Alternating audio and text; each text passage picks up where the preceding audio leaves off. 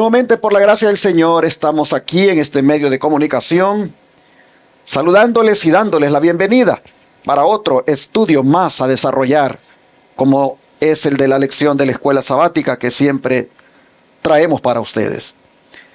Hoy es un día donde mucha gente está pendiente de un eclipse que ha de tomar lugar. Hay una gran efervescencia, hay un gran entusiasmo, pero también hay bastante preocupación en muchos. Nosotros los cristianos sabemos de que no son las cosas de este mundo las que nos impresionan, sino la gracia del Señor sobre nosotros, su amor y su misericordia.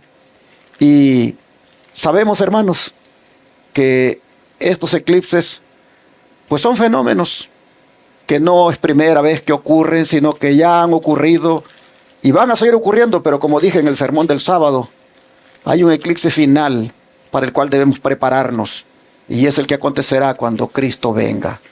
Bueno, así me he hecho referencia un poco a lo que va a suceder ahora, pero quiero decirles que dispongámonos para estudiar las Escrituras y al mismo tiempo recordarles de nuestro Congreso Campestre que comienza este jueves a las 7:30 en Shepherd, Texas, en el 151 Bones Way Lane, Shepherd, Texas 77371, allá donde el Centro de Estilo de Vida de los Tres Ángeles desarrolla su ministerio.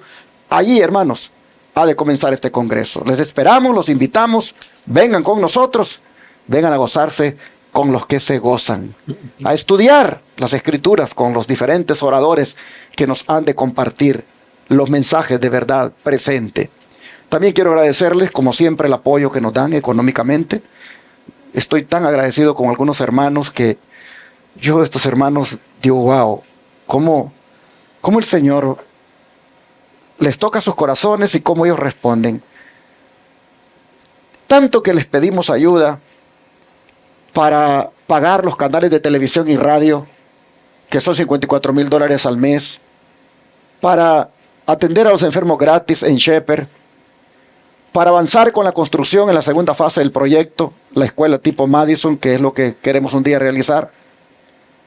Y de repente hay hermanos que dicen, ¿sabes qué, pastor? Ahí mando tanto para la comida de los que van a llegar a acampar. Y yo digo, ¿cómo? Hasta allí les llega ese grande amor. Amén. Que no solamente para la obra que hacemos, sino que también dicen, y esto es para la comida que le van a dar a los que van a llegar al Congreso. Doy gloria a Dios y les expreso mi gran agradecimiento por ser ustedes tan parte de esta iglesia. Amén. Que hasta con esto de la comida que hemos de dar, aunque ustedes no van a venir, allí se están haciendo presentes. Amén. Gloria al Señor. Amén. Y que el Señor les bendiga y les multiplique, hermanos, lo que queda con ustedes. Hoy no es la excepción, aquí está en la pantalla las maneras para que usted pueda aportar recursos para esta obra, diezmos, ofrendas, donaciones especiales que permitan seguir haciendo la obra de proclamar el mensaje de los tres ángeles. Número para llamar, 214-881-4029 o WhatsApp más 1-214-881-4029. Por ahí le diré cómo desde el extranjero usted puede mandar por MoneyGram, por RIA, por Western Union o transferencia de banco a banco o aún por paypal.com. Y por supuesto aquí en Estados Unidos pueden llamar a ese número para darlo en el instante de su tarjeta de débito o crédito, para enviarlo por CELE utilizando ese número, si lo registran como Iglesia Advenimiento en sus contactos, o pueden también enviarlo por correo y con gusto les daré la dirección para que lo envíen, aunque allá en la pantalla, como ustedes pueden ver, está la dirección. P.O. Box 669, Shepherd, Texas 77371. Y por PayPal, por supuesto, ahí nos puede encontrar como Iglesia Advenimiento con el correo asociado lostresangelesirving@gmail.com. Gracias una vez más por atender el llamado. Hermano Ayolo Barri, bienvenido, ¿cómo está? Contento, pastor, aquí estamos, así como dice usted, lunes. Este es un lunes especial porque tenemos casi medio mundo atento a un evento natural o algo como le llaman, un eclipse. Hermanos, prepárese que, como dice el pastor, pronto va a haber uno tan grande que le van a gritar algunos a las piedras que caigan sobre ellos. Y hay otros que vamos a estar levantando los brazos. Amén. Y glorificando a Dios. Ya no vamos a tener que buscar lentes para ver para arriba, porque la gloria a algunos lo va a matar y a otros le va a dar vida. Así que prepárese. Ese es el evento que usted debe estar anhelando el día de hoy. Pronto está a venir ese evento. Hoy vamos a hablar de los elegidos de Dios, querido. A usted que está dándole dedito arriba, compartiendo, comentando. Muchas gracias, muchas gracias. Y hoy queremos animarte a que lo hagas de nuevo. Síguelo haciendo, gracias, porque siempre nos ayuda con eso. La Biblia está abierta. Vamos a seguir leyendo este libro de Pedro.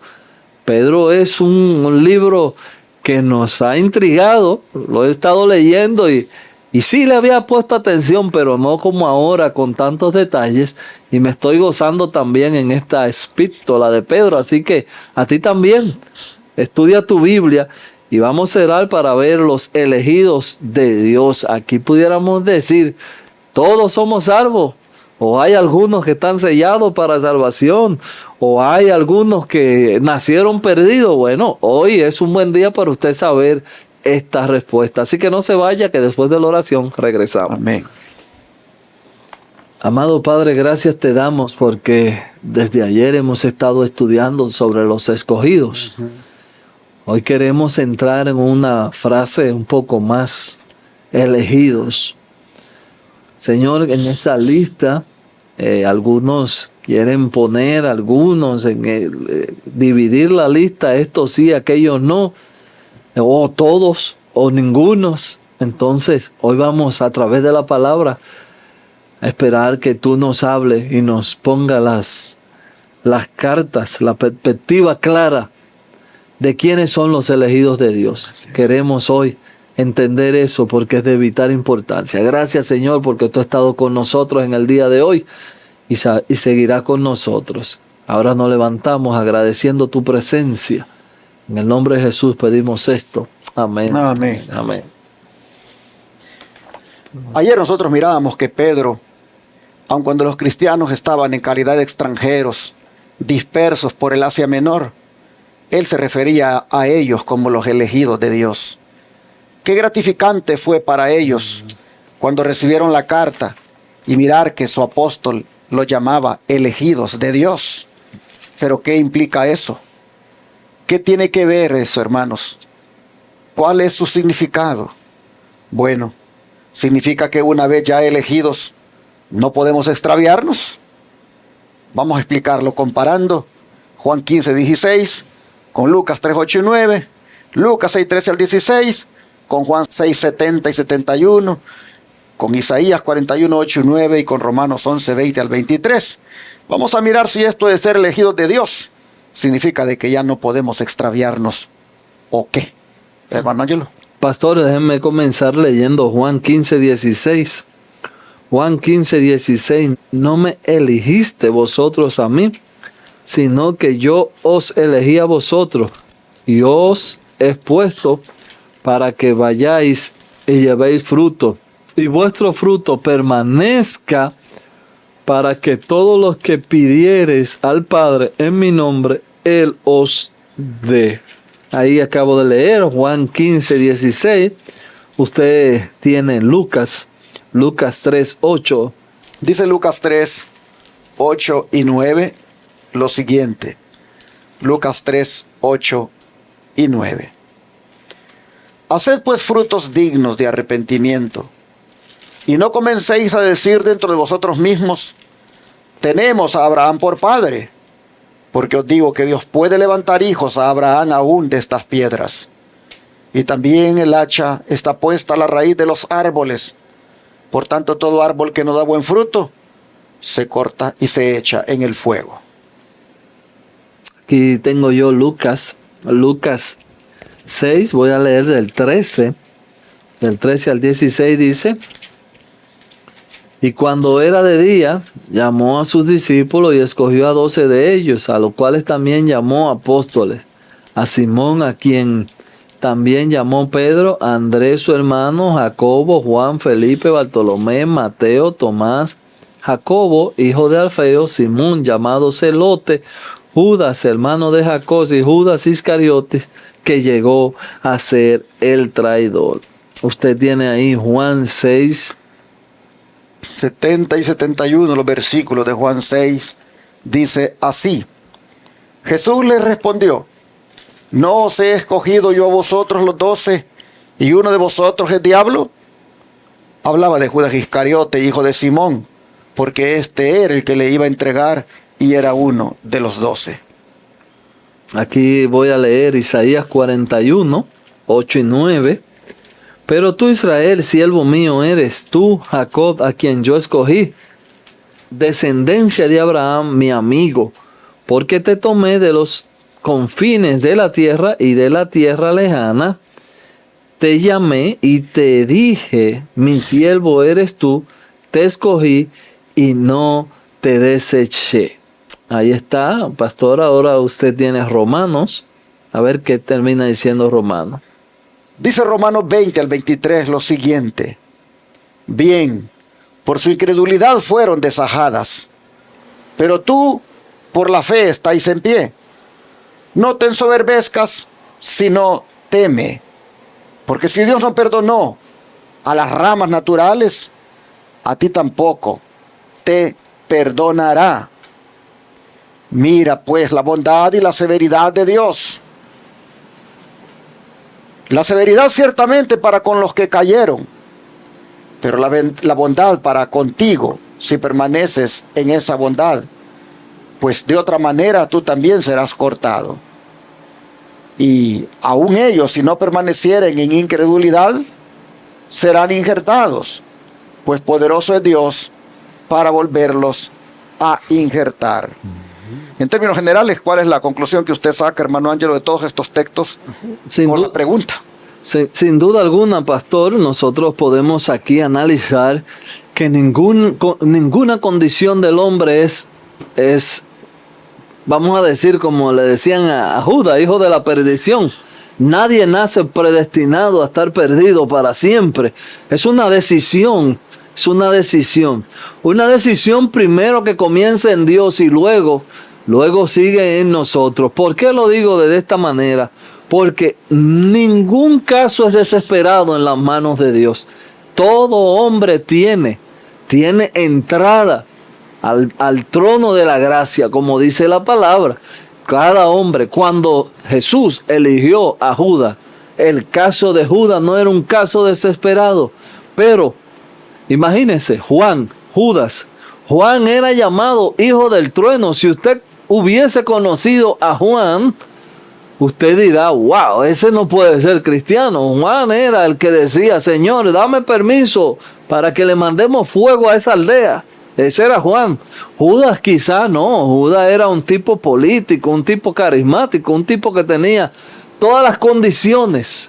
De hecho, los discípulos veían en Judas un líder.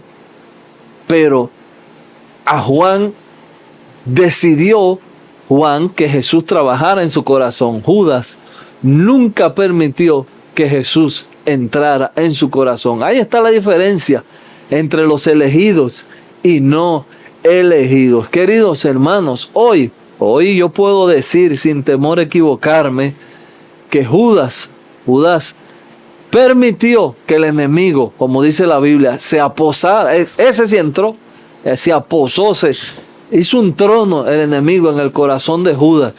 Y Judas, el Señor le dio tanta oportunidad que el Señor, sabiendo que era un ladrón, lo hizo tesorero.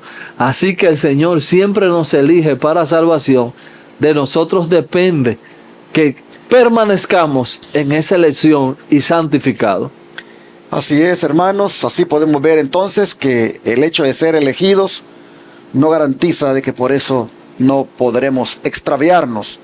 Israel, mejor ejemplo no podemos tener en él. Fue elegido, Dios lo sacó de Egipto, lo hizo su nación. ¿Y qué sucede con Israel? Que aunque fueron elegidos, también fueron desechados. Porque cuando no se vive, hermanos, a la altura de la elección, entonces el Señor no puede seguir comprometiendo su nombre con estos que desprecian la elección.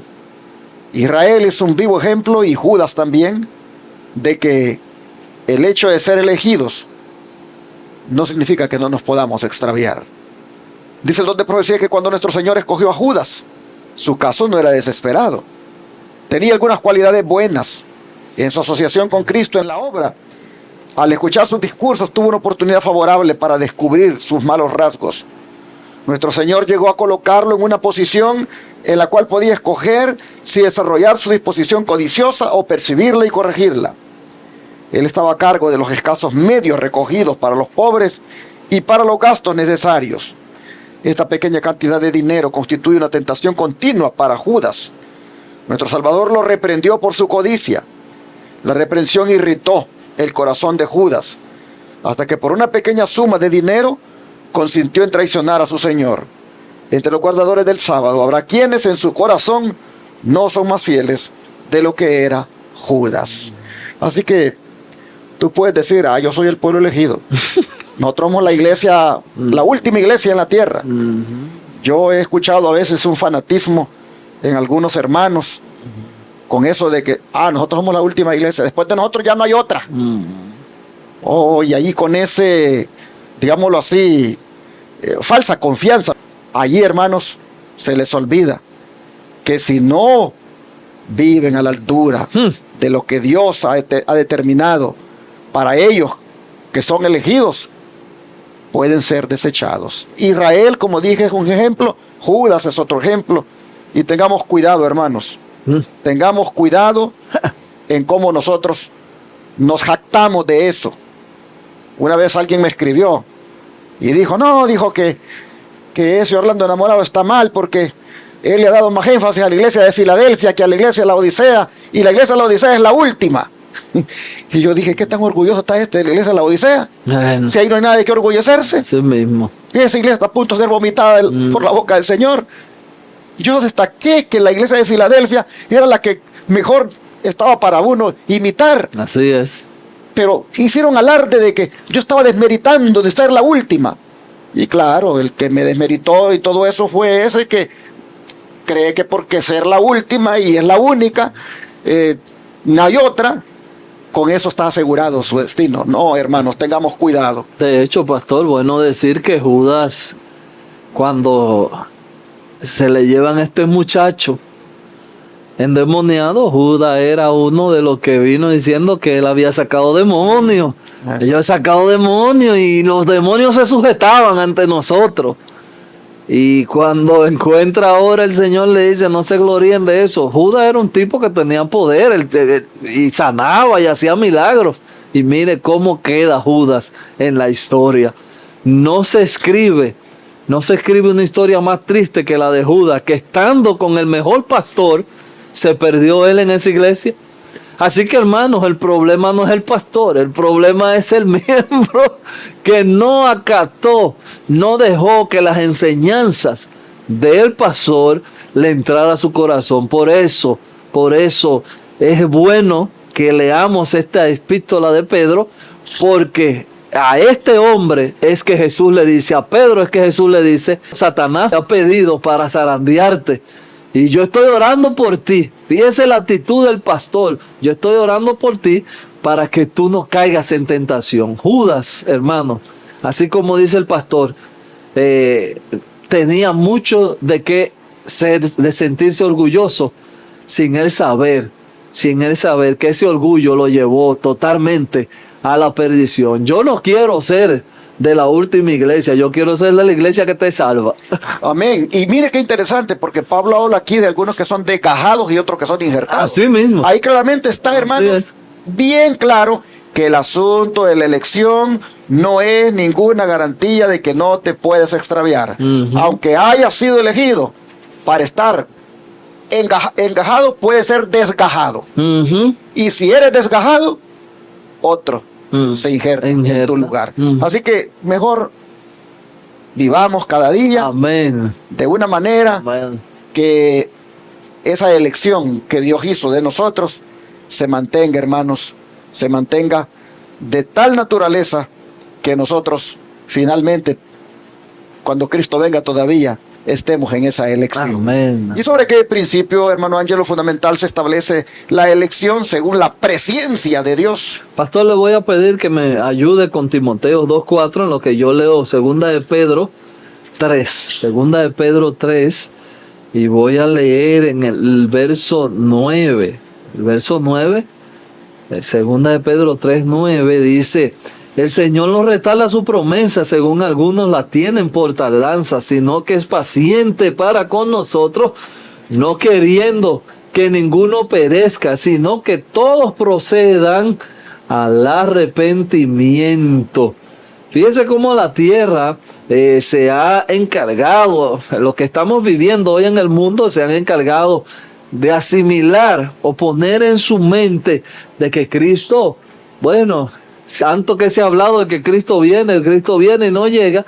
Pero aquí, hermanos, aquí en el contexto que lo está diciendo el autor, me llama la atención porque esta promesa se pudo cumplir en Judas. Ahí estaba con él la promesa, y él nunca vio el cumplimiento de la promesa. Hoy el Señor te dice: hey, no estoy retardando la promesa, sino que soy paciente, porque yo no quiero que el impío se pierda, yo no quiero la perdición de ningún hombre.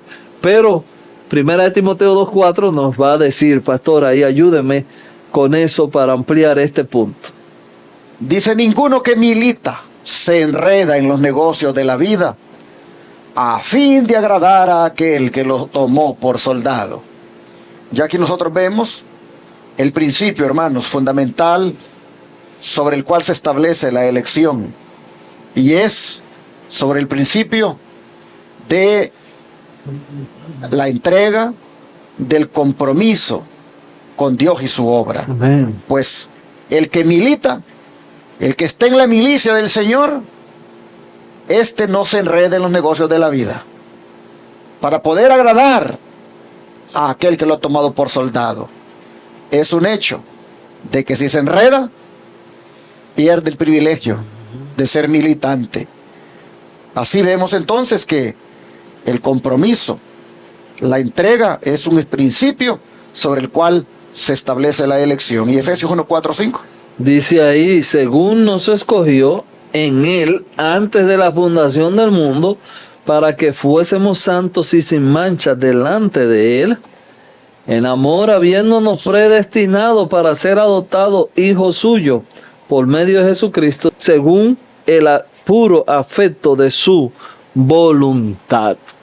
Para que haya una adopción, para que un padre pueda adoptar a un niño, este tiene que estar de acuerdo de que esa nueva familia será sus padres. Así que, hermanos, ahí está el Señor siempre haciendo la elección, buscándonos para salvar. El Señor no quiere que nadie se pierda, pero nosotros los seres humanos, nos hemos dado la tarea de rechazar esa elección. Y por eso el Señor hoy dice que Él nos escoge y quiere que seamos santos, pero nosotros tenemos que dejarnos adoptar por Cristo. En la presciencia de Dios, que es un término que significa conocimiento anticipado, Él, hermanos, ve con mucha anticipación, valga la redundancia, cómo va usted a actuar en la vida, con las diferentes situaciones que enfrente.